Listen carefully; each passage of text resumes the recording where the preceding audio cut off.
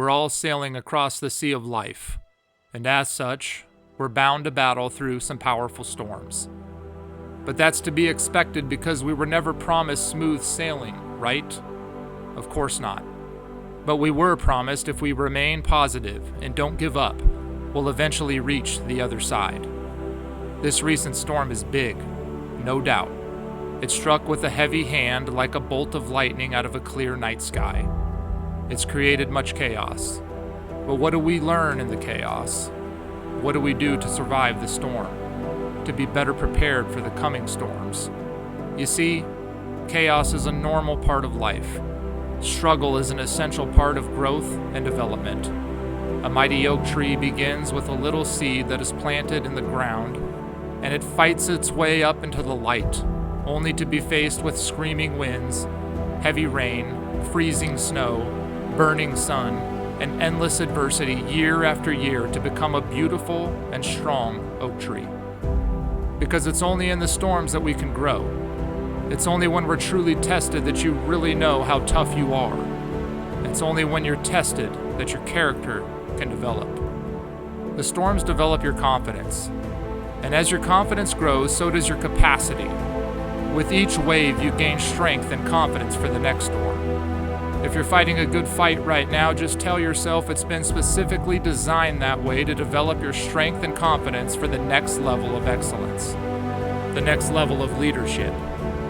So when the next storm comes, you'll have more confidence because of the past victory. And when you win that one, you'll have more confidence for the next.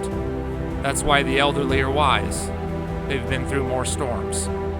So approach the storms with a growth mindset. Appreciate the storms, respect the storms, and defeat the storms. If we do this as a community, we'll be unstoppable. No challenge will be too great. No problem will be too big. Resistance makes us stronger. The resistance of air is needed for a plane to fly. The resistance of water is needed for a boat to float. The resistance of gravity is needed for us to walk. Resistance is meant to develop us. Let's embrace it. Let us all be proud graduates of the University of Adversity, afraid of no obstacle that's placed before us. Every opportunity has difficulty, and every difficulty has opportunity.